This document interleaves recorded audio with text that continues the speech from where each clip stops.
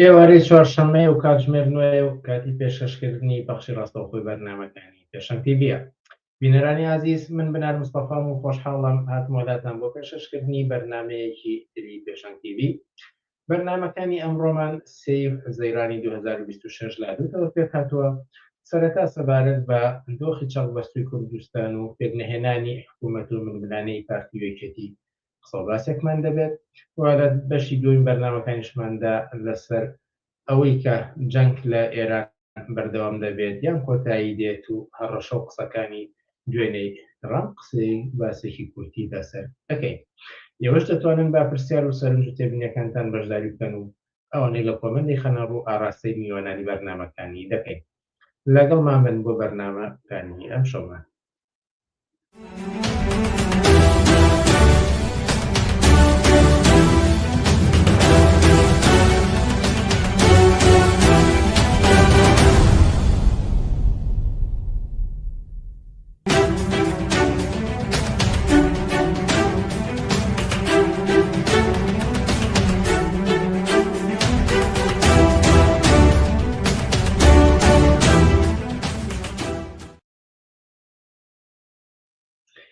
بەڵێ بینەرانی عزیز، سەرۆک ئاماژەمان پێداکە یەکەم تەوەری ئەمڕۆمان تایبەتە بە قسەباسێک لەسەر دۆخی چەقبەستووی کوردستان و پێکنەهێنانی حکوومەت.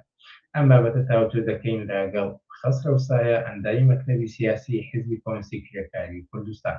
خەسرەوسایە ئێوارەت باش و سوپاسکە لەگەڵمانیت. ئێوارەی ئێوە باش، ماندوو نەبن. سوپاس کە جارێکی تر داوەتی ئێمە قبوڵ کرد. ئێمە کۆمەڵە پرسیارمان هەیە و هەروەها پێشبەختیش بینەرانێک کۆمەڵێ پرسیاریان ناردووە با هیوای کاتمان پێ بدەیت بتوانین زۆرترینیان تاوتێ بکەین ئەگەر هەمووشیان نەتوانین. بەڵام لە وێنەگشتیەکەوە کە ساڵ و نیم زیاترە، ساڵ و حەوت مانگەوا بێتە ساڵ و هەشت مانگ لە کوردستان هەڵبژاردن ئەنجام دراوە، بەڵام تا ئێستا هیچ قسەیەک نەقسەی حکوومەت پێکهێنان دوورە لەوەی کە پێک بێت. هێشتا دیار نییە کەی و چۆن ئەم حکوومەتە پێک دێت. بە بۆچوونی ئێوە هۆکار چییە کە پێک نەهێنانی حکوومەت ئاوها درێژەی کێشاوە بۆ ناتوانن حکوومەتێک پێک بێنن؟ بەڵێ تەمان خودیەوەی کە ساڵ و نیوێ زیاترە حکوومەت پێک نەهاتووە نیشانە ئەوەیە کێشەکە پێکهێنان و نهێنانی حکوومەت نییە، چونکە ئێمە لە کوردستانە لەگەڵ سیستەمیکی حکومڕانی ئاوا بەرەو ڕوونین کە لە ئەنجامی پرۆسی هەروەی کە خۆیان ناو دیموکراسی و هەڵبژاردن و ئەوەی کە کوێ کورسەکان زۆرە باتەوە و کیتلەی ئەکبەر دروزەکان ڕاستپێرێ لە ماوەیەکی قانونی و دەستوریە حکوومەت پێک بێنێ. هاوکات لە کوردستانە ئێمە لەگەڵ دیاردەی حکوومەتێکە حکوومەتێکی یەکپارچەیی حکوومەتێکی قانونی لەسەر و دەسەڵاتی ئەحزابەکانەوە کە بتوانێ زۆری بڕوا و پێگەی هەر حیزبە بخاتە ژێر کۆنتڕۆلی یاسایی و ئەوەی کە بەرهەمی هەڵبژاردنە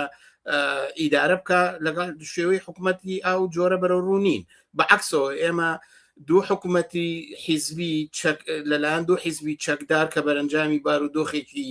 سیاسی لە ڕۆژهەڵاتی ناوەڕاست لە عێراق بەتایبەتی جەنگی ئەمریکا لە دژی حکوومەتی سەدام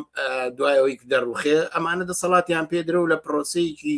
ململانێ و شەڕی ناوخۆدا دوو ناوچە بە ناوی ناوچەکانی زۆنی سەوز و زەرد بە دەسەوێکە گرن و ئەمانە بەپی بەرژەوەندیەکانی خۆیان دەسەڵات و داهات و هەموو جونگەکانی ژیان و ئیداری کۆمەلگایان لە بینی خۆیانە بەپی تەوازن قوایەک دابەش کردووە. تەنانەت ئەگەر هەر کاتێکیش پێویستی کردبێ ئەمانە حکوومەت بۆ ڕووپۆشکردنی ئەم دەسەڵاتە پێگەێنن، خۆیان لە دەرگای پەرلەمان داخەن، خۆیانە گەبیانە ئینتیخابات دەکەن، ئەگەر نیانێ بۆ چەند ساڵ ئینتیخابات دواخەن. حکوومەت بۆ شێوەی کە هەر یەکی لە ناوچەی خۆیان دەسەڵاتی هەیە کۆمەلگای ئیدارەکە. بە ڕادەیەک مەسەن بۆ نمونە ئەنجومەنی وەزیران و سەرۆکی ئەنجومەنەکە ئەگەر پارتی بێت دەسەڵاتی لە ناوچەکانی یەکێتی ناڕوە، ئەگەر وەزیرەکان لە ناوچەی یەکێتی بن دەسەڵاتی لە هەولێر ناڕوە. ڕۆشنەکە دوو ئیدارەیی ئەمە واقعەتێکە کە ئەم حکوومەتی کە ئەمانە پێکیان هێناوە تەنها بۆ شەریعەتدانە بەم دەسەڵاتە ناوچەی و میلیشیایی کە بویانەوە مقدرات و ژیانی خەڵکیان ساڵهای ساڵە ڕاگرتووە کەوایە مەسەلەکە گەر بمانێ بڵین حکوومەت بۆ پێک ناتوە ڕاستەکەی ئەسڵ وایە و دروست وایە کە بڵین یەکێتی و پارتی بۆ ڕێناکەون قەزێکە مەسەلەکە سیراع و ناکۆچەکانی نێوان یەکێتی و پارتی و بەرژەوەندەکانی ئەوانە هەر وەکوتە مەر کاتێ بخوازێ دەرگای پەرلەمانەکەنەوە دایخەن بیانێ حکوومەت دروست دەکەن و ئەگەر نشیانێ و هەلومەرجەکە بۆیان لەبار نەبێ درێژەیەن بەو هەلومەرجی کە تێسەر لە 2 ساڵی ڕابردووە حکوومەتی کاربەڕێکەر پەرلەمان داخستن تا ئەو ڕادەی کە هەموو دام و دەستگا قانونیەکانی خۆیان هەتا کۆمیسیۆنی هەڵبژاردننی هەرێمی کوردستان و تاوبوونی ماوەی هەموو ئەمانە بەرئەنجامی ئەو ناکۆچانەی ئەوانە ئەمێ بڵێم کە ئەوە ناکۆچەکانی یەکێتی و پارتیە لە وەک بەرئەنجامێ لە بارودۆخی سیاسی ناوچەکە ناوخۆی کوردستان لە ڕابطە بە عێراق و دۆخی کە عێراقی پیاتەیە پەڕێ ئەمانە واکە کە ئەم دوو حیزبە وا بە ئاسانی نەتوانن تەوافەقکەن و کەوتونتە هەلومەرجێکەوە کە ئەتوانین زیاتر لەم پرۆگرامەیە قسەی لەسەرکەین و ڕۆشنیکەینەوە کە ئەمانە بۆ ڕێناکەون. منیش ئەمە لەسەرەوە بەردەوام بێت ئەگەر وایە کێشەکە ناکۆچەکانی نێوان خودی پارتی یەکێتیە کێشەیان دوو حیزبە لە بنەڕەتدا لەسەر چییە؟ بۆچی ناتوانن ڕێک بکەون؟ هەر چۆنێک بێت حکوومەت پێک بێنن لەکاتێکدا هەڵبژاردن کراوە و کورسی لایەنەکان دیاری کراوە کارێکە چەندێکی بەرەکەوێت و هەردوو لاواز لەواکەن کە دیموکراسیە و هەڵبژاردن بنەمایە و پێشتریش بە ڕێکەوتن گەیشتوون. ئەوە درۆیە پروپاگەندەیەکی درۆ دەلەسەیەکە بۆ ئیدامەدان و درێژەدانی هەرە و دۆخەی کە هەردوو لایەن هەیەە بۆ گێشتکردن و چاوبەستکردنی خەڵکە کە گوایە قەزەکە حکوومەتە چکە وەکوتم لە کوردستانە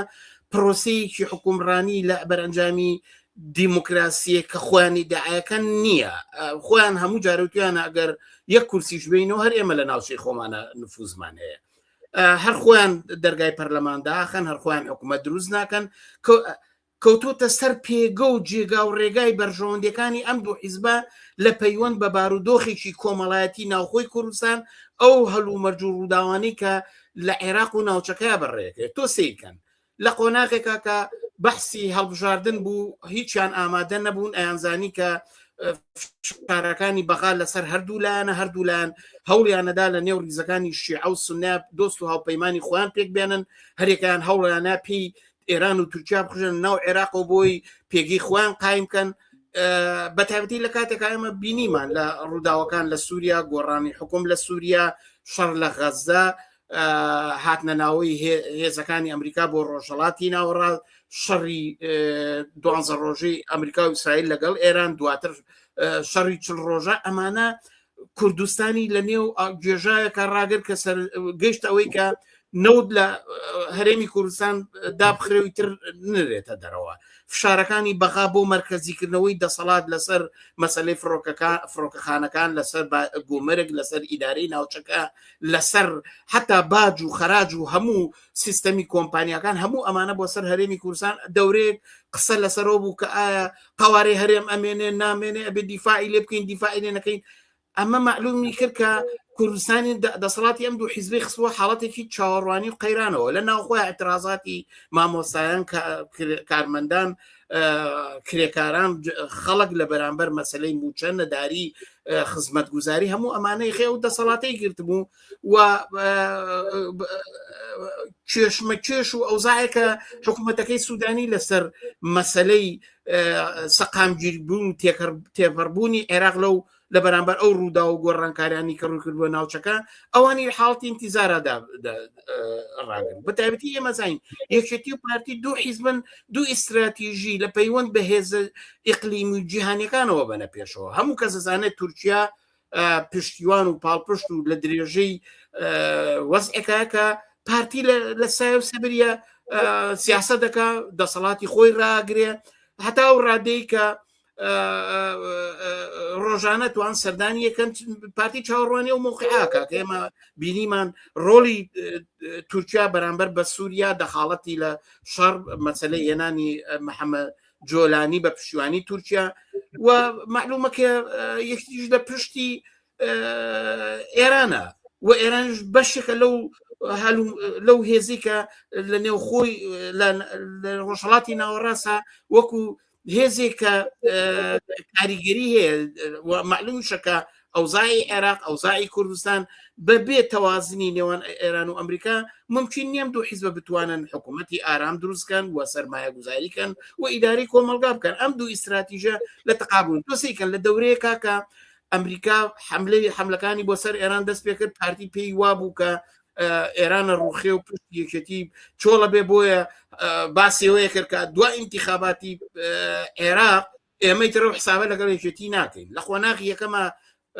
لە پۆزی ئەوەیە بوو کە ئێمە زۆرترین کورسیمان بردوەوە ئێمەی تر باسەکە ئەوە نییە کە وەک جاران تەقسیمی پۆست و بەزم و ڕزم و ئەم شتانە بکەین بەعکسەوە هەوڵێدا یەکچێتی وەکو حیزبێکی تر بیکاتە حیزبی برابچووک وەکو حیزبەکانی تۆکو بزوتنەوەی گۆڕان وەکو یەکگرتو ئەوە معاملەی بکە لەگەڵا بکە و بەو شوەیە حکومەتی بەڵامێکێتی ملی نیابەوە یەکێتی کەوتە حاڵەتی چاوەڕوانیەوە حتا مەسەلەی ئەوەی کە ئەو هەموو دانیشتن و کۆبوونەوە لەسەر حکوومەت دروست بوو کە گوایە چوارچێوەکەیان قبول کردووە کە گوایە پرەنسیپەکانی پێکهێنانی حکوومەت بەڵام لە پڕ معلوم بوو یەکێتی هەوڵیەدا کە یاری بکە لە چاوەڕوانیە وەزەکە ڕاگرێتەوە کاتی انتخابات لە عێراقا انتخابات لە عێراقا ڕوویدا ئەمریکا نەیتوانی ئێران بڕوخێنێ هاوشێکی تازە پێکاتوە ئێستا تا پارتی زمانی احتیاتەوە لەگەڵ یەکێتی قساکە لە کاتێکا کە یود ئەگەر یەکێتی نێ لەگەڵمان حکوومەت دروست نەکا و منە بە داخوازەکانمان دوای انتخاباتی عێراق جۆی تر قساکەین ئێستا و پۆزەی نەماوە کەوای مەبەسم وەیە ناکۆچیەکە مەسەلەکە لە ئیدارەی کۆمەلگایە معلومە ئیدارەی دوو زۆنیە ئیدارەی دوو حیزبی چەکداری ناوچەین باشە ئێستا قازانج و بەرژەوەندیەکانیان لەوە دانیە ناتوانن حکوومەتێ دروستکەن لە ژێر کاریگەری ڕەوندەکان لە عێراقا ئەو زاعی لە عێراقا هەیە کە ئەوانش بخۆیان پێویستی کرد حکوومەت ساز بدرێتەوە شەڕی ئێران و ئەمریکا هێشتا یەکلانە بۆتەوە لە حاڵەتی انتیزاریە بۆیە مەسەلەی ئەوان پێویستیان بە چییە حکوومەت ئەگەر هەبێیانە بێ پارتی لە شوێنی خۆی توێشتی لە شوێنی خۆی هەموو توانە و ئیمکاناتی و پەیوەندی دیبلۆماسیەکانی و بە چەک و دام و دەستگای ئەمنی و ئیداریەوە کە هەیەی بۆیە بەڕای من ئەم ئەو کە مەسەلەی پارتی و یەکێتی ڕێک ناکەون قەزیەکە ئەوزاعی ناوخۆی عێراق و پێشمەکێشی نێوان ماڵی شیعە و ڕنگدانەوەی لەسەر کوردستان حکوومەتێکی مستەقر نییە ئەوزاعی ثابت نییە تا ئەمان لەگەڵی تەوافق کەن و پەیوەندیەکانی خۆیانی لەگەڵ دروستکەن و لەبەر ڕۆشنایی ئەوان حکومەت دامەزێن لە ئەوزاعی منتیقەکە بە هەمان شێوە شەڕی ئێران و ئەمریکا ئەو تا دوێنێ درۆن لە حاڵەتی ئاگربەستایە و کەچی سێرەکەی درۆن ناوچەکانی هەرێمی کوردستانەوەکە بۆرگمانەکە و حکوومەتی عێراقیش دەتوانێت هیچ هەنگاوێکی ئۆتۆ بنێ تا ڕێگای ئەمنیەتێک پاگە کۆمپانیانە و ئەوانەی بەرهەمی نەوت و غازەکەن لە هەرێمی کوردستان بگەڕێن و سەر کارەکانی خۆیان کەوایە ئەم کێشەکە بە تەنیا لە دەست بڕگاری یەکێتی و پارتیان نییە ناکۆچەکانی ئەمانە لەسەر چۆنێتی مامەڵەکردن بە ڕوودا و گۆڕانکاری ناوچەکان بە حکوومەتی تازای عێراق بە هێزەکانیان ئەمانە ئەبێ هەلومەرجێ پیاکە لە ژێر سایی بەتایبەتی لە ژێر سایی نەوعێ لە ئیستقراری حکوومەت لە عێراق توان ئەمان ئەوە بکەن و من پێم وایە ئەوان حکوومەت پێک بێن یا پێکنێنن ئەو مەسەحەت و بەرژەوەندیانەی کە خۆیان هیانە لە بینی خۆیانە بەشیان کردووەوە هەرەوە پێن و باقی شتەکان تەبلیغاتێکە بۆ چاوبەست و بۆ شاردنەوەی حەقیقەتێکە ئەم دوو حیزبە لە وەسی ئێستا قاچیان تیای چەقیوە کۆمەڵی پۆیتی سەرنجڕاکێشت باس کرد کە ئەهێنێ لەسەر هەرێکیان پرسیاری زیاتریان داوای ڕوونکردنەوە زیاتر بکەم بەڵام پێم خۆشە لەم نێوەدا لەسەر ئەوەی کە ئەم حیزبانە خۆیان چێڵن دیارم بەسم جارە یەکێتی و پارتیە لە ڕێگانە فەرمیەکانی ئەواندا مەسەن پارتی ئەڵێ ئێمە براوەی یەکەمین و ئێمە حکوومەت پێک بهێنین و یەکێتی بێ ملبات بە ئەنجامی هەڵبژاردن و داواکاریەکانی ئێمە ڕەنگە دروست بە موشانە ئەم تعبیرە نەوێت بەڵامی تر ئەنجامی لێکەوێتەوە یەکێتی ژەڵێ کە پارتیە بێ وەکو شەریک حسابمان لەگەڵا بکات و نیوەی حکوومەتمان ئەوێت و هەتا وەکو دوای هەردوو لاژەڵەن پۆست بۆ ئێمە گرنگ نییە و بەرژەوەندی خەڵکو لە ئەزمموی قەوارەکە و ئەمانە ئەولەویێتن. بەڕای ئێوە دابشکردنی ئەم پۆست و ئەم پێگەی لە چی پێگەیکیانە بێت لە حکوومەت و هەتاوەکو دوای چی نەخشێکی هەیە لەم چەق بەستووی لەم دۆخی کە ئاوها بەسەریاندا هاتووە؟ زانکێ با بڕۆی من یەکەم مەسەلە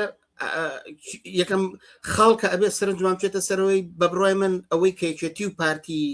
سەرنجام ناچار بن حکوومەت پێبووین ئیلا لەژێر فشارەکانی بەغا، فشاری ئێران، فشاری تورکیا، فشاری ئەمریکا. ئەمانەش خۆیان لە ناو خۆیانە مشکلاتیانێ. عێراق لەگەڵ ئەمریکا هەم مشکلەی هەیە لەسەر هێزی چەکدا، لەسەر ڕێخستنەوەی ماڵی شیعە، لەسەر مەسەلەی هێزە وولایەکانی ئێران لەگەڵ تورکیا کێشە هەیە، لەگەڵ لە ناو خۆی ئەحزابەکانە. پارتی لەگەڵ مەجموعەیە ئەحزابی شیعە دەستی تێکەڵە کە یەکێتی نیەتی، یەکێتی لەگەڵ مەجموعەیە هاوپەیمانی هەیە کە پارتی نیەتی. ئەمانە هەوڵە دەن هێز بخۆیان کۆکەنەوە. بە بڕۆی من تا ئەمە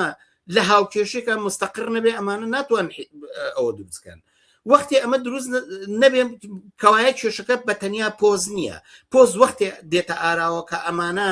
بڕیاری پێکەنانی حکوومەتێکیان هەبێ لانی کەم لەسەرەوە، چونکە ئەو حکوومەتێک کە ناوی حکوومەتی هەرێمی کوردستانە و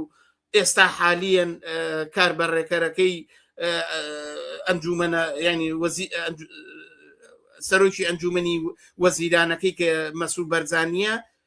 لەسەرەوە پێگیە، بە تەوافق پێگیە. هیچ کاتێ ئیدارێ و مەسەڵەن دام و دەستگا چەکداریەکانیان کە خۆیان پێڵێن هێزی پێشمەرگە، ئەمنیەتیان، ئیقتیسادیان، کۆمپانیاکانیان هەمووی خۆ هیچی تێکەڵاو نەبوو، هەرێکە لە شوێنی خۆیەوە ئەکەونە گۆڕینەوەی حسا ئەو لەوێت چ دام و دەستگایەک نفوزی یەکێتی زامنکە ئەوانش لێرە لە سلێمانی بۆ پارتی زامنەکەن. لەسەر ئەساسی ئەمە پۆستەکان ئەهەمیەتی هەیە، یعنی مەبەستمەوەیە کە یەکێتیژێ بۆ خۆی لە تەقسیمی بودجەی هەرێمی کوردستان لە مەسلەی دەستڕۆیشتی لە پەیوەندی دیبلۆماسیەکان، لە مەسلەی دەخاڵەتی بۆ بزواندنی هێز، کۆکردنەوەی هێز، ئیمکانات ئەمانە هەیە. بەڵام سەرنجام قەزیەکە ئەوەیە کە ئەبێ ئەوزاعی بێتە پێشەوە ئەم دوو حیزبە لەژێر سایە هاوکێشەیەکی سیاسی تەوازنی هێزی عێراقی ناوچەیە ئەتوان ئەمانە تەوافقکەن لەسەرەوەی کە یا ئیجبار بن یا ناچارکردن بەوەی کە حکوومەت پێک بێن و لەو حاڵەتەشە بە بڕۆی من تەنازول لە هەریەکیشانەوە پێشبینی کراوە. ئەم پارتی و هەتا ئێساش وا بووە هەر کاتێ انتخابات کراوە ماوەیەکی قانونی چەند بەرابەر تێپەڕیوە، دوای ئەوە لەژێر فشاری ئێرانە، لەژێر فشاری ئەمریکایە، لە ژێر فشاری تورکیایە، هاوکاری لەژێر حکوومەتی عێراقا ناچار بوون ئەمانە پێک بن و هەر یەکشان تەنازولی کردو بۆ یتر ئەو ئەم پۆستەیاوە بۆ ئەو پۆستەیاوە بۆەوە معلومە لە نێو خۆشیانە کوردیانە بە عرف ئەم سەرۆکی پەرلەمانە و سەرۆکی حکوومەت و ئەم وەزیر بۆ ئەو وەزیر و ئەوە زۆر لە مەسەلەکە ناگۆڕێ. بەڵام بە بڕای من مەسەلەکە ئەوەیە کە بێ هەلومەرجێکی سیاسی تازە بێ کە یەکێت پارتی ئەبێ اعترافکە بە پێگەی یەکێتی. حساباتی پارتی لە ئەسڵا ئەوە بوو کە ئەوزاعەکە ئەگۆڕێ بە زەرەری جمهوری ئیسلامی پشتی یەکێتی چۆڵە بێ و پارتی نفوزی تورکیا لە ناوچەکە زیاترە بێ بەتایەتی دوای گۆڕانکاریەکان لە سووریایە و ئەو تەوافقاتانی کە حکوومەتی عێراق لەسەر ئاو سنوورەکان لەگەڵ تورکیایە کردوێتی. بەم معنایە پارتیش چاوەڕێ ئەوەیە کرد کە ئاڵگۆڕ لە ئێرانە ئەمریکا ئاڵگۆڕ لە ئێرانە دروستەکە. ئەمە پێگەی لایەنگرانی پارتی لە ئێرانە بەقوە دەکا و ئەتوانێت پشتی یەکێتی بگرێ و فەرزی کا بەسەریا کە تەنازولی زۆرتر بۆ بکە وەکو حیزبێکی برا بچووک معاملەی دەکا. بەڵام ئێستا ئەم حسابە فەشەلی هێناوە. حتا دوێنێ لە تەسریحاتەکەی محەممەد کە پرسیاری لەکەن ئێوە تەنازولەکەن لە پۆسش ئەوانە هەڵەگرین بۆ کاتی خۆی کە گوایە پاڤێڵ پێتی ئێمە 39 کورسیمانەیە کەوایە بێ هەموو شتێ باشکەین. یعنی ئێستا بەعکسەوە ئەوزاعەکە نەوعێ پێگەی یەکێتی هێناوەتە پێشەوە، یەکێتی هەوڵەدا بۆ ئەوەی کە ئەعتراف بەم پێگەیە بکە. کێشەکەیان ئەوەیە هەر کاتێ پارتی ئەعترافکە وەکو ئەوەی کە یەکێتی ئەو یەکێتیە کە هەڵساوەتەوە یەکێتیەوەیە کە پشتیوانەیەکی ناوچەیی هەیە یەکێتیەوەیە کە پشتیوانێکی لە ناو شیعەکانە هەیە ئەگەر ئەمە پسە پێ بەسەر پارتیە بەڕای من پۆست و هەموو ئەمانە قابلی حەل و چارەسەرەوە توانن تەنازواتکەن لە بەردەمیەکە لەم ماوانەدا ئەنواع هەوڵ هەبوو بۆ ئەوەی کە لایەنە ڕێکەون هەر چۆنێک بێت بە ئەنجامێ بگەن هەر چۆنە بێ حکوومەتێک پێک بێت ئەوەی کە لەماوەی ئاخیرا مەسەڵەن بۆ نمونە ئەوەی کە ئەمینداری یەکگرتوو هەوڵیدا کە هەر چۆنێک بێت بۆ ساتێک ناکۆکیەکان وەلادنرێت و ڕێگر نەبن لە بەردەم پێکهێنانی حکوومەتدا و پلەتفۆرمێکی چوارخەڵیە بە لایەنەکان و هەمویان پێشوازیان لێکرد هەمویان وتیانەمە گرنگە و ئەکرێکاری لەسەر بکرێت بەڵام پێویست ناکە سپۆڕی بواری خوێندنەوەی جەستە بیت کە ببینیت هەر ئەوانەی کە ئەڵەن پێشوازی لێ دەکەین دەیانبینی کە ئەمە بە شکست مەحکومە ڕێی ئێوە لەم بارەیەوە ئەم هەوڵانە بە تایبەتی ئەمەی بۆ نمونە لە نێگرتووە دراوە ئەکامێکی هەبێت ئەمریکان حیزبانی تریدن بە بڕای من مطلقەن ئەو هەوڵی یەکگرتوو لە فەشەل زیاتر هیچی بەدواوە نابێت چونکە من وەک وتم وەزئی کوردستان سیستەمی حکومڕانی بەرئەنجامی پرۆسێکی انتخابات و کاراکردنەوەی پەرلەمان نییە ئەوان ئەگەر ڕێنەکەون پەرلەمانیش کاراکەنەوە چی ڕوایە ئەوە گریمان پەرلەمان کارا بۆ چوندانج ئایا توانن کابینە دروستکەن ئایا مەسەن ئەو سینۆ کورسی کە باڤڵ کۆی کردوێتەوە دەنگە بە مەسوول بەرزانی کاندیدی پارتی بۆ سەرۆکۆمە بۆ سەرۆکی ئەنجومەنی وەزیران بە بڕای من هیچی ئەمانە ناکرێ یعنی ئەم شتە کوردستان یعنی هەر کەسێ لەناو کوردستان بژی لەوە تێ ئەگا کە دەسەڵاتی هێزی چەکداری دوو حیزب کە ناوچەکانیان کۆنتترۆل کردووە بەرەنجامی ئەوزایەکی سیاسی و بە پشتیوانی دەوڵەتانی ناوچەکە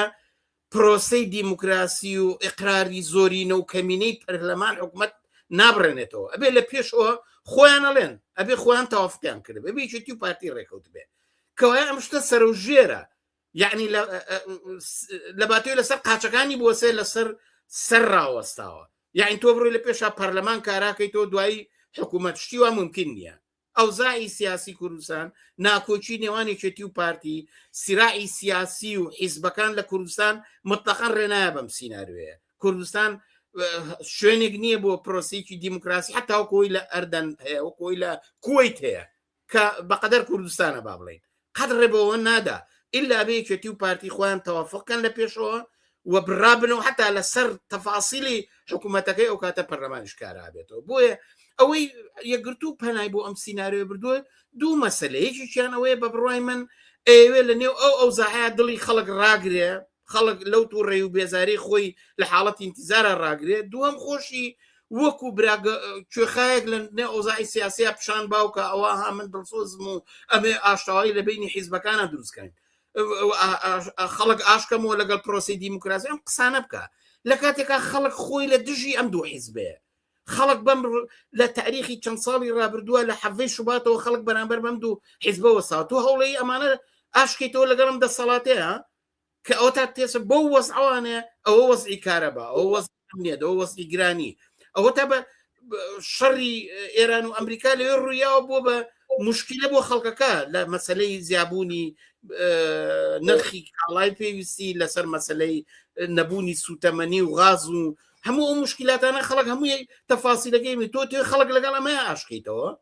بە بڕای من ئەمە نیشانەدا کە یەکگرتووش بەشێکە لە تەواوکەری ئەم چوارچۆ سیناریۆی کە یەکێتی و پارتی لە ساڵی 91ەوە دایان ڕشتووە وردە وردە تایرە هێناویانە بە ناوی پرۆسەی دیموکراسی لە کوردستان بە ناوی پارلەمان و حکوومەت بە ناوی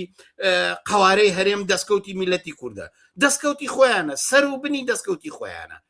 زەرەر و گوێژا و زەلکا و دووکەڵاوەکەی توێ بە قوڕی خەڵکە قازانجی کۆمپانیا و سەرۆت و سامان و داهاتەکەشی ئەچێ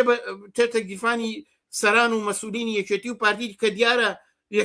خۆن یەکگرتووی ئیسلامیش لەمە بێبەر نییە ئەوانش لە نێو ئەم هەموو بازاڕی برنجی مەحموود و کەڵە شێر و چیچوانش جگەرە و بۆ یاخۆ هەموو شتێک ئەمانەش هەیەە هەمویان شەریکن کۆمەڵ هەیەی یەکگرتوو هەیەی بزوتنەوە هەیەی ئەنەوەی نوێ هەیەی گۆڕان هەمویان لەو ئەوە خۆنەوە لەو بازارە سەرمایە کۆکەنەوەکی پارتی ئەوێ بۆیە هەوڵەدەن ئەو زعکە ڕاگرن هەوڵێن خۆیان بە تەرەفێک پیشان بن لەبەر چاوی خەڵک بۆی کاگەر سبێنێکیش هەتا انتخاباتێکیش بکرێتەوەمانە بڵێنەها ئێمە پیاوچاکین و خەڵک دەنگمان پێبن. هەر لەسەر لایەنەکانی تر قسەیەکیش لەسەر ئەو هەوپەیمانەتی نەوەی نوێ و یەکێتی بکەین ئەگەر چی پێشتر نەوەی نوێ و سەرۆکی جوڵانەوەکەی زۆر یەقین بوون لەوەی کە بە هیچ شێوەیەک ناسنە هەوپەیمانیەوە لەگەڵ یەکێتی و پارتیەوە لەگەڵ ئەم دوو هێزەیە حکوومەت پێک ناهێن و هەتا وەکو دوای بەڵام ئەوە تا ئێستا نەوەی نوێ یەکێتی هەوپەیمانێکیان دروست کردووە و نەوەی نوێ دەستکەوتیشی لێ چنیەوە ئەوە لە حکوومەتی ئێرە وەزارەتێکیان بەرکەوت پێم خۆشە بۆ چوونی ئێوە لەسەر ئەم هەوپەیمانێتی بیستە بە بڕوای من ئەوە نەتیجەیەکی منطقی سیاست و ئوفقێکە کە ئەم حیزبە پێچیەنە خۆ ئەم حیزبە ئێمە چەند جار من شخصی خۆم هەر لەم تەلەڤیزۆن وتومە یعنی شاسار عەبدولواحید خۆ بڕیار نییە شۆڕشکە خۆ بڕیار نییە حکوومەتی نوێنەرانی خەڵک دامەچرێنێ خۆ بڕیار نییە دین لە دەوڵەت ژیاکاتەوە خۆ بڕیار نییە حکوومەتی هاوڵاتی دروستکە و مافی یەکسانی هەمەلایانی ژن و پیاو بێ خۆ بڕیار نییە قانون ینی بازاری ئازاد ئەمریکا یەکێتی و پاری هەرەوانە تی دەکە ئەوژەڵێ ئێمە بازار و کۆمپانیاکان و خۆی لەژێر سایی ئەو حکوومەتەیە کۆمپانیا و پارەدار بووە سەرمایەدار بووە من پێم وایە ئەزین چیە کەمادام ئەمە ئاسۆی نییە سەرنجام هەر بێ بڕوان لەگەڵ یەکێ لە حیزبە ئەسڵیەکان کە یەکێتی و پارتین وەکو دوو قوتبی ئەسڵی بۆ ئیدارەی کوردستان ڕێکەوێ ئەخە خۆ باش ئەو لە نەوشیوە مستەفا و یعنی شاسوار عەبدولواحید و بزوتنەوەی نوێ بەقەی بزوتنەوەی گۆڕان نەوشیوە مستەفا زیاتری پێکرێ نەوشیوە مستەفا سەرکردەیە بۆ لە پاڵ مەسعود بەرزانی و جا تاڵەبانی هەموو ئەمانەیە نەیتوانی ئەم حیزبانە وەلا بنێ و لە ڕێگای دەنگهێنانەوە بڕوا ئەو کارە بکە ئەجینە هەروە جنێ و دان و هاژ و هوش پیاکردن و ئەو تەوزیعکردن نادگەێنێ هەمووی بۆ ئەو بوو کە بڕوا لە پاڵ یەکێتیە معلومە بۆ ئەو باشترە زان خەڵک زۆرتر سڵتە و دەسەڵاتی بنەماڵەی بارزانی و پارتی بە هەموو ئەو دەوڵەمەند بوون و دەست ڕۆشتوێ ئەبینن ناڕازین پێی بە حکم و بەدەسەڵاتی بارحاڵ لە پاڵ یەکێتیە نفوزیشی لە ناو ناوچە یەکێتیایە لەگەڵی ڕێکەوێ ینی نەتیجەی منطقی سیاسەتی نەوەی نوێ هەر ئەوەیە کە دەبێت تەسلیم بێ بەیەکێ بەم حیزبانە و ئێستا لە هەلوو مەرجێکە تەسلیم بوو بە یەکێتی و ئێستا بۆ بە بەشێک لەو ئەو قسانەشی کردووە هیچ دەورەیەکە بۆ ئەوەی کە لافی ئۆپۆزیسیۆن بوون لەگەڵ یەکێتی و پارتی دابنێ بەڵام شاسوار عەبدولواحید و نەوەی نوێ ئەزمموی دەسەڵاتدارێتی کوردیان قبول کردووە ئەوان ئەگەر کارێکیش بکەن هەر گلەی و گازەندەیەکە لە خراپەکاریەکانی یەکێتی و پارتی و سەرانی حکومڕانیان بۆیە بە بڕۆی من نەتیجەی منطقی هەر ئەوەیە و عاقبەت هەر ئەو سیناریۆی بە شێوەیەک لە شێوەکان تێپەڕان کە پێشتر نەوشیوە مستەفا و بزوت و گۆڕان گرتیانە بەر لەم بێنەدا پرسیاری خۆمە و بینەرانیش پرسیاری سەرنجڕاکێشیان نردووە ئەمریکات بەشی هەردوولایەن کە بەڵام من بازارێک لە پرسیارەکانی خۆمەوە بەردەوام بم ئەوەیکە ئێستا پارتی بۆ نمونە باسی دەکات لە یەکێکی تر لە ئەڵتەرناتیڤەکانی دووبارەکردنەوەی هەڵبژاردنە ینی هەڵبژاردنێکی پێشوەخت دووبارە ئەنجام بدرێتەوە بەڵام ئەوەی کە مەسەڵەن یەکێتی ئەڵێ نا ئێستا 39 بە 39 ڕێژەی کورسەکان قسێ بکەین واتە کورسەکانی خۆیان لەگەڵەوەی نەوەی نوێ کردوێتە یەک و وەکو برابەش حیساب لەگەڵ یەکێتیدا بکرێت بە بۆچوونی ئێوە بە شێوەیەکی گشتی ئەم قسانە تەعبیر لە چی ڕاستیەک دەکەن لەم دۆخەیە ئایا هەڵبژاردن دووبارە ڕێگە چارەیە ئەگەر ئەمە ئەندەسی بۆ برێ وە تا چەند پارتی بەداواکە یەکێتی دەکرێت ڕازی بێت ئەوەی کە 39 بە 39 حساب بکرێت ئەوە بەڕای من ئەم قسانەی یەکێتی بەتابەتی کەیکە تەعبیرە لە ئاڵوگۆڕی تەوازنی هێزی نێوان یەکێتی و پارتی لەبەر ڕۆشنایی ئەوزاعێکە لە عێراق ڕوویە ئەمە تۆزێکە لەم ماوانەیە یەکێتی توانی ئەوزاع لە پارتی تێکبا لە کەرکووکە و خۆی بە قودرەتی یەکەم مەحافزدانێ ئاڵوگۆڕی پێکاتە لای بەرێ کەسێکی تورکمان بێنێ لە عێراق توانوێتی نفوز لە نێو بەشێکی باش ئەحزابی شیعە پێک بێنێ و بۆ جۆرە تی پەڕانکە سەر کۆماری بردەوەم جارە هێژی دەخاڵەتێکی پارتی تیاابێ ئەم دوو مەسلەی نیشانەدا کە پێگەی یەکشێتی بە تایبەتی بە دوای پێگەی ئێران لە ڕۆژهەڵاتی ناوەڕاست بەرامبەر بە شەڕی ئەمریکایە ئەو شتە دەرنەچوو کە ترەمپ حسابەتی لەسەر کرد و وەکو ڤەنزوێلا لە 4 تۆپ بارانەکە و دوایی جمهوری ئیسلامیە ڕوخێ و ئەمانش لێرەوە ئەو حسابەت سەری نەگەر جمهوری ئیسلامی لە شوێنی خۆی باقیە ئەوە تا هەر حەملە ئەکا بۆ سەر هەرێمی کوردستان مەبەستم وایە بەڕای من ئەو قسانەی یەکێتی تعبیرە لەوەی کە پێگەی یەکێتی چۆتە شوێنێکی تر وەلەو پێگەیەوە داواکە کە چۆنەڵی ئەو ملهوری و ئەو خۆ بە گەورە زانینەی کە پارتی لە قۆناغی یەکەمە باسی مەسلەی ژمارەی کورسی ئێمە ئەیبینەوە ئێمە واکەین ئێمە واکەین ئەوێ پاشەخشێ بە پارتی بکە و پێگەیەک پێک بێنێ هەر تعبیری کە خۆی ئەڵێ ئێمە نامانەوێ بەشدار بین ئەمانەیە شەریک بین یعنی ئێوێ هەموو شتێکی لەگەڵا شەریک بە و ڕێگا بکاتەوە ئەو مشکلاتانەی کە لە بینی یەکێتی و پارتیە بووە ئەوانە چاکەسەرکە یعنی دەورەی ڕابردوو لەسەر مەسایلی ئەمنیەوەی کە بەعزێ لە کادرەکان و کارمەندی دەستگای دژە تیرۆر و ئاسایش هەڵاتن چون لای پارتی بوون مەجموعەیە شخصیات چوونە لای پارتی ئێستا دەیەوێت زۆر تەصفیەکە لەسەر مەسلەی داهات لەسەر بودجە لەسەر مشکلی کۆمپانیاکان آخر بۆ نمونە ئێستاش خۆ یەکێتی ئەنواعی کۆمپانیا و بزنسی هەیە لە ناوچەکانی پارتی لە دووەک و لە زاخۆ و لە هەولێرە ڕێگریان لێکرێ هەوڵەدا ئەمانە چاکاوە نەوعێ دەستکەوتی مادی ئەمنی حتا جۆرێ باڵانس ڕاگرێکم جارە بڵێ کوردستان دەسەڵاتی دوو قوتبی هەیە دوو حیزبی هەیە دوو حیزبەکە وەک دانیشتنەوە کاتە ئەواکەن ئەوەی کە با بڕای من پارتی ناچارە بە جۆرێک ینی زمانی تەبلیغاتی سەرانی پارتیەوەی کە لە دەستگاکانە دەرەکەوێن نەوەک ئەم جارە ئەو قسانەی نەماوە کە بە ئاڵای زەردەوە ئەو ئێمە 1 ملیۆن دەنگمان هێناوەتەوە ئەم جارە حسابێکی تر لەگەڵ یەکێتیاکەین ئەو قسانە نەماوە پیچراوەتەوە نیشانەدا وە یەکتەکانی ماوە بە بڕای من مەسەلەکە هەروکو لە قسەکانی پێشوشە ئاماژم پێکرد ئەوەیە کە لەژێر شاری حتمما ئەوزاع لە عێراق حکوومەت تەکمیل ببێ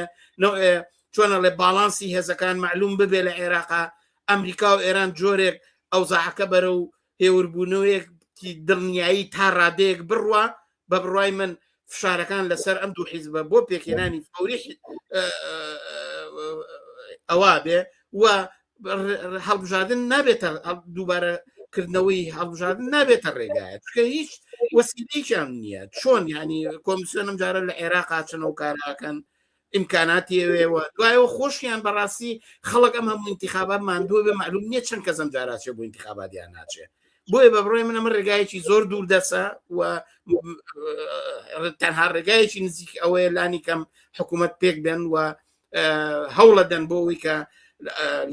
ئەم دەورە چاوەڕوانیە بە جۆرێک لە جۆرەکان لەژێر وەکوتم فشاری ئەو ڕەهەندانەی کە لە نێو ئەوزاعی عێراق لە ناوخۆی کوردستان حتا بۆ نمونەکرێ ئەگەر ئێترازاتێ بێتە مەیدان لە هەر شارەکانی کوردستان وێخیان بگرێ ناچار نەمانە دەستان ناو دەستێک بەرامبەر بە خەڵک حکوومەت دروستکەن چوزانم پەرلەمان کاراکەنەوە یعنی ئەمە ڕێگاکێتی جینا بە بڕای من ئەو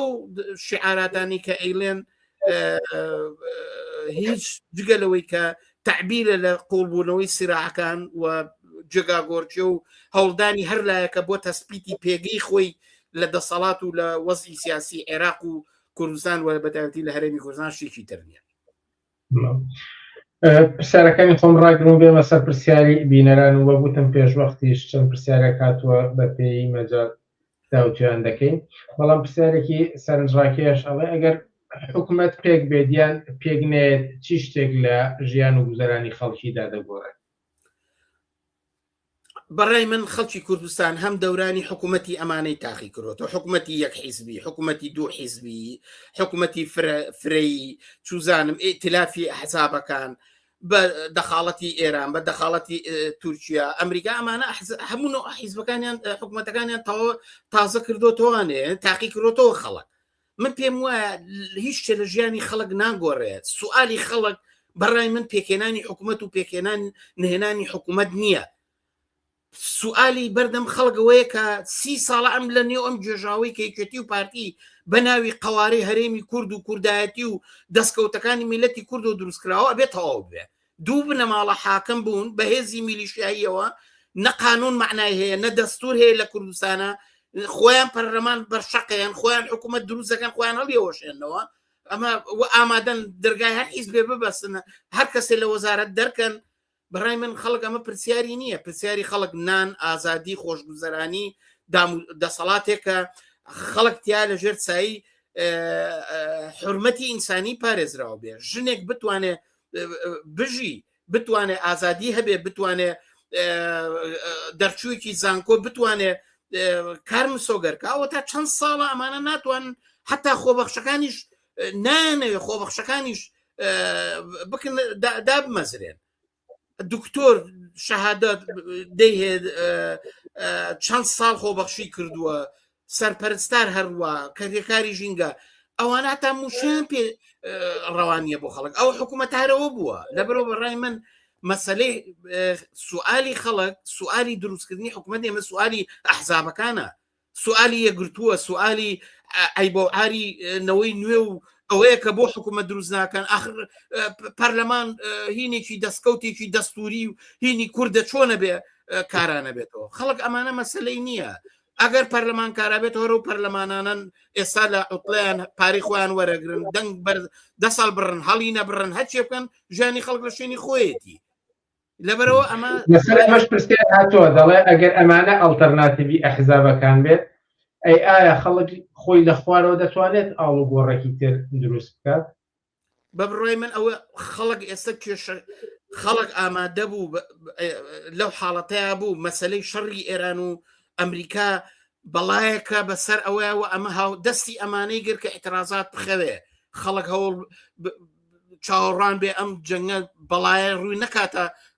ئەوەی کە لە ئێران و لە سووریا و لە غەزە خەڵکی کوردستان ئەبینی خەڵکی مناڵ و ژن و مناڵی غەزە چ وەزعێتێکیانێ، لە سوودان چ وەزعێتێکیانێ، لە ئێران چ کاولکاریە کراوە. خەڵکی کوردستان ناوێ ژیانی بگابەوە. ئەجینا بە بڕای منەگە ئەو شەڕە نەبووایە خەڵک ئەیتوانی بڵێ جوابی خەڵک ئەوەیە کە یەک راپەڕینی شۆڕژێرانم کام دەسەڵاتانە لا بە دەسەڵاتدارەتی جەماوەری لە شوراکانە پێک بێنێ، ڕێگای تر نییە.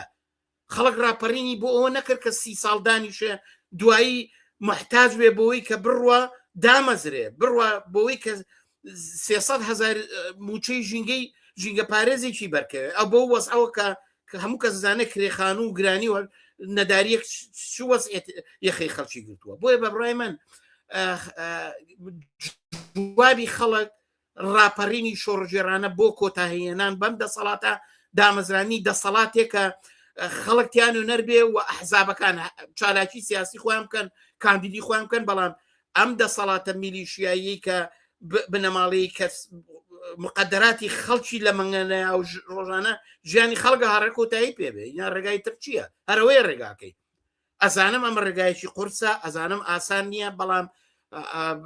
هەنگاو بە هەنگاو خەڵک پێویستە توانە و ئیمکاناتەکانی خۆی کۆکاتەوە، ڕێکخراو بێ لە شوراکان، لە دەستە و کۆر و کۆمەڵەکان، لە بەڕێخستنی احترازاتی جەماوەری کۆبوونەوە لە دەوری مهمتی شتەوەیە کە دەبێت لەم قسە و قسەڵۆک و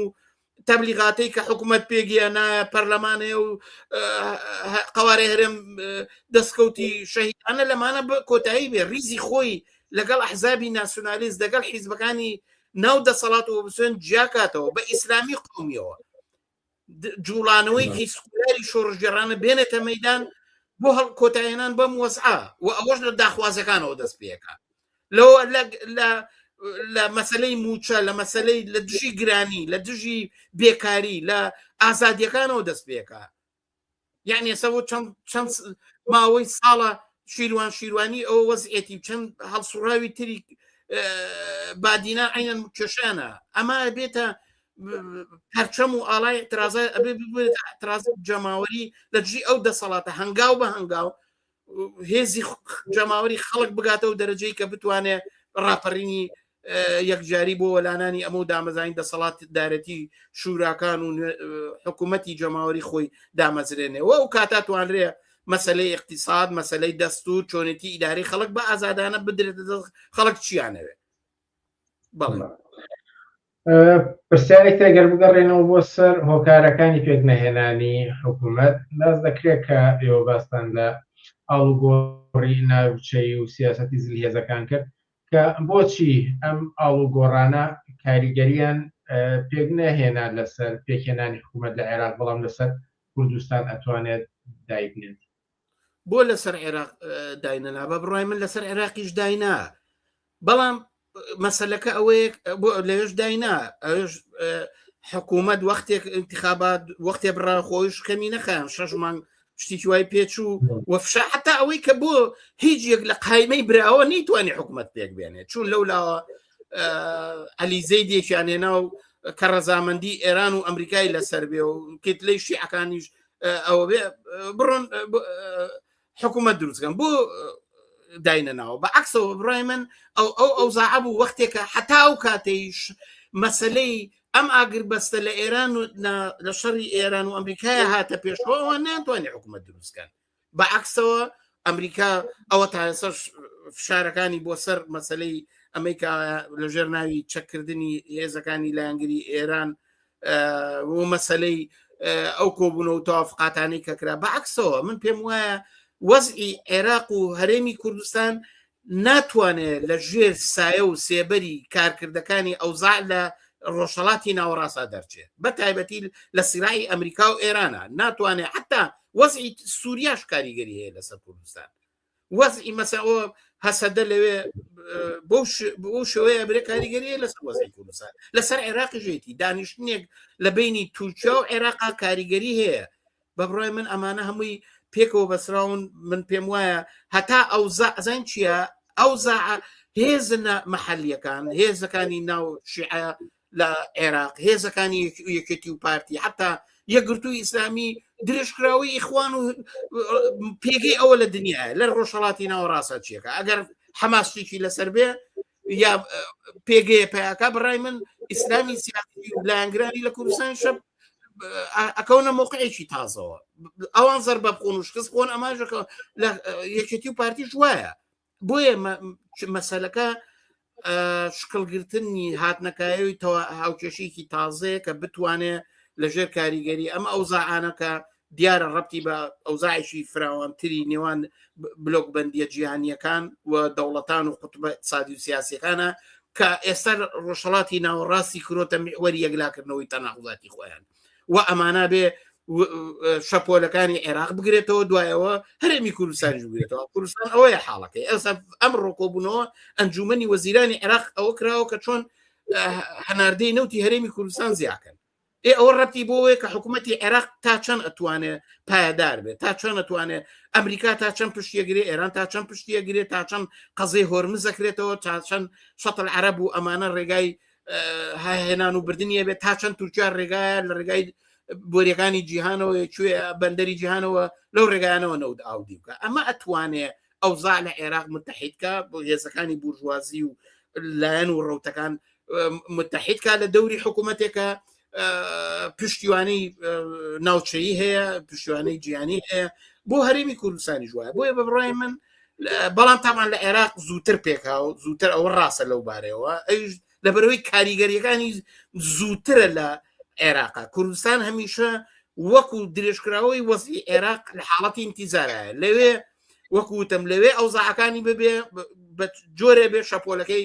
بە سلبی بە ئیجابیەگاتەوە کوردستان و ئەوە دەرگاکاتەوە بۆی کە هێزەکانیش لە هەرێمی کوردستان ناچار بن ڕێ بکەون و لەسەر مەسائلی حکوومەت لەسەر ئیدارە لەسەر مەسەلەی بوجە لەسەر ئەمانە کێشەکانی خۆیان خاوکەنەوە ئەگەرچی کاتمان زۆر گەسی بەڵام هیوادارم دارە تەحملام بکەیت جوابی چەند پرسیارێکی ترمان بدەیتەوە ئەگەرچی ڕەنگە ڕاستە و خۆش پەیوەندیان بەم بابەتەوە نەبێت بەڵام پرسیاری سەرنجڕاکێشم هەیە قسان لەسەر بکەیت بە تایبەتی لەسەر ئایندەی بزوتنەوەی نوێ بزوتنەوەکەی شاسوار ئەتوانین بڵین وەکو ئەوەی گۆڕان ئیتر ڕووی لە لێژیە بێت و بەرەو کۆتای دەڕوات لەنچی بزوتنەوەی نوێ خۆتا گۆڕانی ژۆتە هەر بە یەک کورسیەوە و کابراڵێ بە دارشەقی هاتۆتە ناو پەرلەمان و حکوومەت و ئێستا ئیتلافی وەکەڵێن وەکو خەبەرەکان لەگەڵ یەکێتیا دروست کرد و 38 کرۆ بە 39 ئەزان چییە نەوەی نوێ دوو مەسەلە ڕایگرتووە یەکییان نەزانین شاسوار عەبدولواحید ساحێبی سەرمایەدارە کۆمپانیای هەیە ئەگەر بێ سەرمایە گوزاری بکە ئەبێ سیاسەتیش بکە چونکە ئەخورێ ڕێی پێنایەن اقتصادەکەی بچەرخێنێ بۆ ئەوەی بتوانێ اقتصاد بچەرخێنێ ئەبێ پێگەیکی سیاسی قدرەتی هەبێ حسە وەرگێ سیاست و هاتنە ناوەی ئەسڵی ئەو بۆ جینا لاخرا وەک وەر کەسێکی ترێمە بینیمانەیەکێتی و پارتی چەند کەسیان دەوڵەمان کردوای هەر خۆشیان دەستیان بەسەر سەرمایەکەیان گرتووە ئەو برادەریکان پرسیاری کردووە ڕەنگە لە من نمونەی زیاتر بزانێ ئەمە یەک دووهەم ئەزان نەوەی نوێ حیزبێکی ئینتیخاباتیە هەموو مەسەلەکەی تەلەڤیزۆنێکی ئینتیخابات دەکا خەڵک گۆرن دەنگی پێبن ئەو بڕاتە ئینتیخاب واکە کە من پێم وایە هیچی ئەوانەی پێ ناکرێت يعني حتى ناتوانێ ئەو قسانی کە لە هەوڵاوتم خۆ نەوەی و شاسوار عەبدولواحید شۆڕشەکە و نەئەوێ ئابووری بازار هەڵۆشێنێتەوە نەئەوێ دامەزراندنی مرکزی بگەڕێنەوە نەئەوێ کارەبا بکە بە خۆڕایی و نەئەوێت چوزانم دار و دەرمان و خەسخانە بکە نا ئەویش وەکوەرە مەحزابانە باوەڕی بە کوردایەتی شریعەتی ئیسلامە کاتە دەستور ئەویژەر باوەڕی بە اقتصادی بازار و ئەو سیستەمە هەیە کە ڕۆژ بە ڕۆژ حەملە بۆ سەر خزمەت گوزاریەکانەکە و بوارەکانی کەرتی گشتی خەسخەساکە ئەویژەر و کاراکە هەتا انتخابات بێمنەوە حکوومەتانە ئەیان وەکێتی و پارتیش خۆیان ڕێی پێێن یعنی بۆ ئەوەی حکوومەت دەسەڵاتی مۆزاییکی پێکهاتوو لە ئەوەی کە جا تاالبانی لە شەپکە گوڵەکە و ئەوەی کە نێچیروان باردانیە لە ئاشتەوایی نێوان هەموو پێکاتەکان ئەوەنەوێت کە قەیچەکە بە شاسوارێک و نەوەی شەبێ و بێت تەبلیغکە بۆ انتخابات و کەناڵی ڕاگەیاندنی ببێ ئەوانە بەڵام هەر کاتێ وە کابراڵێ کە ویستیان قفڵی ئاواکەی لێگەڕنەوە یەنە سەری و ئەوەمان بینیوە لە هەم بەرامبەر بە گۆڕان کراوە هەم بەرامبەر بە خۆشیان کراوەتە خۆ تا ئێستا پارتی تا ئێستاش ئۆفیسەکانی نەکردوەوە لە بەرەوەی کە چوو لەگەڵی چێتیان ڕێکەوێت یعنی مەبەستەوەی لە کوردستان ئەم حاڵەتە هەیە ئەمانە ئەحزابی سیاسی لەسەر بناغەی بەرنامە حیزبی سیاسی بە معنای بەرنامە سیاست سنەتی کاری ڕێگەی فکری ئایدۆلۆژی ئەم شتانەی نییە کەسێکە هاتووە و تەبلیغەکە بوو هەتا خۆیان ئەڵێنێمە وەکو ئەحزابی تەقلیدی مەبەستەوەی کە ئەو شۆڕژ ناکە ئەو دەنگی خەڵکیە ئەوە نەیەوێ خەڵک گوێشکە دەنگی پێ با و بڵێ ئەو من 16 کورسی مێناوە ئەوەیە قەزێکە بۆیە بە بڕایم مەسیری ئەو بۆ شێوەیە هەمان مەسیرەکە بزوتنەوەی گۆڕانەیە کاتێک کە ڕێکلامان بۆم بەرنامەیە کرد داوامان کرد پرسیار بنێرم پێشوەخت سوپاس بۆ ئەو پرسیارانی کە پێشوە بکات من دوانیان بە گرنگ دەزانم کە تاوتیان بکەین یەکەمیان باز لەم کۆبوونەوە بەردەوامانەی یەکێتی و پارتیەکە ئەگەسی خۆت لە بەشێکی قسەکانتە هاتیتە سەری بەڵام ئەگەرەمە دۆخەکە بێت و ئەم بەرچاوڕوونیە لە بەرجەم لایەنەکاندا هەبێت ئەم کۆبوونەوانە ئیتر بۆ لەسەریەک ئەبەستن ئایا بەڕاستی ومێدێکیان هەیە بەڕێکەوتن بگەن یاخۆ زیاتر سیناریۆیە کە باسیش ئەکەن ئەڵێم کۆبوونەوەکان ئەنجامی باشی بە بڕای من ئەو کۆبوونەوانە ڕێک بەرئەنجامی ترسێکە لە ئێتراز و ناڕەزایەتی خەڵک لانی کەمەوەی کە خەڵک هەست بەوە کاڵێ کاکە تۆ 2 ساڵ منە هێنا و برد و انتیخابات دەکەم و دەنگم پێبن و ئەوە دەنگمان پێیدا حکوومەتەکە پێک بێنە یعنی ئەمە ناڕەزایەتیەک دروستەکە لە نێو خەڵکە ئەوان بۆ ئەوەی ئەمە بپۆشن بڵن کاکەەوە دەرگاماندا نەخستووە و تا ئێمە خەریکین یعنی زۆرتر باری پروپاگەندەی هەیە بۆ داپۆشینی ناکۆکی ئەسڵیەکانی نێوان یەکێتی و پارتی و ئەو دۆخی کە تیا چەقیون بوون بە بەشێک لە شیعە لە سونە لە ئێران لە تورکیا لە سووریا لەم وەزع چاوەڕێی ئەمریکاکەن چاوەڕێی تورکیاکەن چاوەڕێی مالیچیەکەن چاوەڕێی زەیدەکەن عەلاویەکەن ئەمە هەتا ئەمانە مەسەلە نەبێ ئەوان پێویستیان بەوەیە کە ڕووپۆشێ بن بە سیاسەتەکانیان وە پیشان بن کە حکوومەتن وە پیشان بن کە دیموکراسیەکەن بەڵام بەڕاستی شەرمەزاریە بۆ 2 حیزب پاش 2 ساڵ نەتوان بگەنە نەتیجە انتخاباتێکیان فەرز کرد بەسەر خەڵک یعنی خەڵکە بێمە قبول نەکا خۆ خەڵک گاڵتەچی نییە هەر کاتێ ئەمانە بخوازن حکوومەت دروست دەکەن و هەر کاتێ نەخوازن حکوومەت دروست ناکەن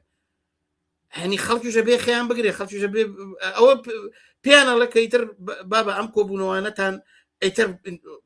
چۆنەڵی بێنە مەیدانەوە بڵن بابە خۆتان وەلبن بە خۆتان و انتخابات و حکوومەت و مشتێکتان ئەوە تەنها ڕێگایەتی و خەڵک نابێت چاولەوە بکە ئەوانەوەکەن یاشانەیە بەڕاستی یاشانەی پیشانی تورکیا و ئێران و ئەمریکا و تۆم باراک بنەوە تا بڵێن کاکە ئێمەش خەریکین و پیشانی بن کە سەرکردەی شیعەکان و سوننەکان و پەرلەمانی عێراقەوە ئێمە خەریکین حکوومەت دروست دەکەین و ئەمانەوە یەکدەست لەگەڵ بەغای ڕێکەین بەڵام بە بڕای من هیچی ئەوانە ڕاز نییە ئەوزای عێراق ئەوزای کوردستان تابعی بەشە لە ئەوزای عێراق لە چوارچۆی هەلوو مەرجە سیاسی و گۆڕانکاری و هاوکێشەی هێز لە ڕۆژهەڵاتی ناوەڕاستە کەوتۆتە قەیرانێکی قوڵەوە حاڵەتێکی ئینتیزاری هەیە هەتا ئەمانە نەگا بە مەسلەیەک ئەمانە لەم ناکوچێ لەم جێژاوە ئەوەنە دوایە بەڕاستیش زەنکی هاوڕێ بنابە یەکشت بڵێن بەڕاستیمانە 30 ساڵە حکوومەت و ناوچەیان بەدەستەوەیە کەی ئەمانە توانن دەسەڵاتێ دامەزێنکەی تر قەزیەی موچۆک و خوانە لە نەبێ بە هەواڵ بەڕاستی جێگای سوالە یعنی عمری خۆی کردووە زۆر زیاتر لە حکوومەتی سەدام حوسێن تەمەنی تێپەڕیوە بۆ خەڵک ڕناپەڕێت پێویستەکە خەڵک با بڕای من خەڵکی شوتەوە قەناعەتەکە ئیتر ئەم حکوومەتە لەوە زیاتری پێ ناکرێت کە کردوێتی هەر ئەوواکە ئەم دوو حیزبە هەر نەوە لە ئیدارە و بەڕێوەبرنی کۆمەلگاکە کردویانە حکوومەت دروستکەن نەیکەن پەرلەمان کاراکەنەوە نەیکەن هەر ئەوە مەسیتی خەڵکە بێ ڕێگا خۆی ڕێگای خۆی ببینێ احتیمات کاک خۆی ئەتوانێ هێزی گۆڕانکاری بێ ئەگەر ڕێکخراو بێ ئەگەر کۆ بێتەوە لە دەوریە ئێمەکو حیزبی کۆمونیستی کرێکاری کوردستان لەسەر حیزبی ئێوەکە لەم دۆخە چەق بەستووە ئێوە چی دەکەن ئەوە ئاخر پرسیارکە پرسیاری بینەرێک بڵێ زۆر خۆشحاڵم ئێمە لە مێژەڵێن کەبا بە ئەم دوو دەسەڵاتە دەسەڵاتی ئەحزابی بورژواییە هیچ منفعەتێکی لەگەڵ قازانجی خەڵکی کرێکار و زەحمەت چێژ گەنج ژن لاو مامۆستا کارمەندا نایەتەوە ئەم دەسەڵاتە بێ بڕوە ڕێگای ئێمە ئەوەیە کە بێ خەڵک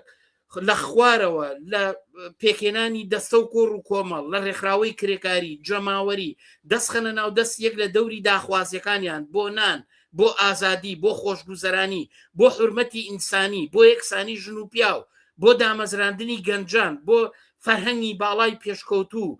خەڵکی کوردستان ئەوەنە ئیمکان و پسپۆری تایە توانێت ژیانێکی خۆش ئەوە بکە کە هەوڵ بە بێتە مەیدانەوە ئەو ناڕەزایەتیانەی کە لە گەڕەکەەکانی هەولێر لە شار و شارۆچەکان لە سلێمانی لە زاخۆ لە دوهۆک لە هەڵەبجە لە هەر شوێنێک دەستخەنە ناو دەستێکەوە کاری ڕابەرانە بێن لەگەڵ حیزبی ئێمە کۆ ببینەوە دەستخینە ناو دەستیەک بەرنامە و نەخشەدانین تا بتوانین وەک هێزێکی جەماوەری فراوان پێ ببینە مەیدانەوە تاگەینە ئەوەی ڕۆژێک بەنوازی ڕاپەڕینی خۆمان بکەین و هاوکات هەر لە ئێستاوە هەر لە ئێستاوە پێویستەکە ئیدارەی بەڕێوەبەرایەتیەکان ئیدارەی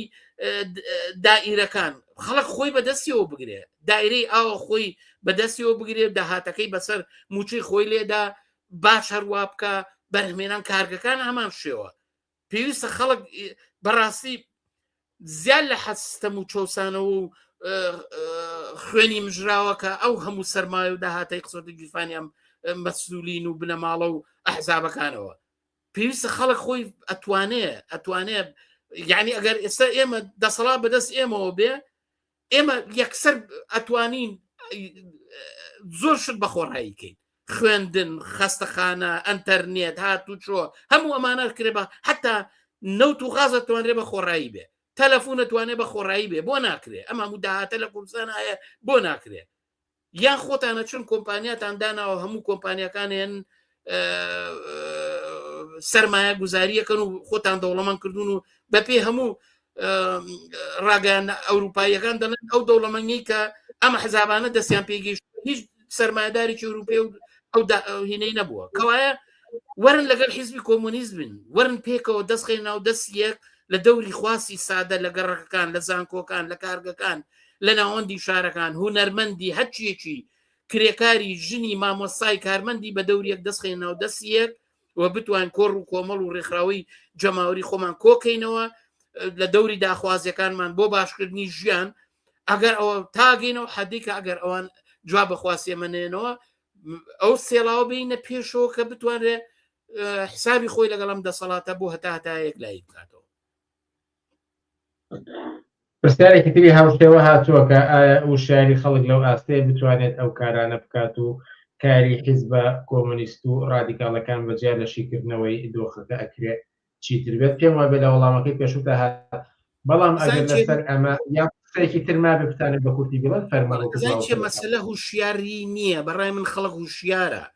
ئەزانم خەڵک کاڵێم وشیارە بە معنای ئەوەی کە هەموو خەڵک کۆمونیست نییە هەموو خەڵک وشیاری سۆشیالیستی نییە بەڵام خەڵک وشیارە خەڵک پەنجە ڕای کێشە بۆ یەکێتی و پارتیکەوە مسەبێبە بەڕای من ئەمە وشیاریەکە ساڵانی نەوەتەکان کە ئێمە ئامان و با بە ئەحزاب ناسیۆنالیست هیچ پێشکەوتن و پێشڕۆیشی کۆمەڵایەتی نییە بە ئەمانەوت بەعسین ئێوە دژی میلەتی کوردن ئەمانە ئێستا خەڵک خۆی هاتووە احترازەکە خەڵک خۆی لە حەڤەی شوباتی کرد سوزان لە سەردەشت عوسمان هاتە مەیدان لە اعترازی مامۆسایان و موچەخۆران هاتە مەیدان ئارەوە دەسەڵاتی هەرێکێتی و پارتیە خۆ نەگۆڕان خۆ لە مانگەوە دەسەڵاتی تر نەهاتووە کەوایە خەڵک هوشیارە هوشیاریی هەیە بەرامبەر بە دەسەڵات ئێمە بێ لەسەر ئەمە کارکەین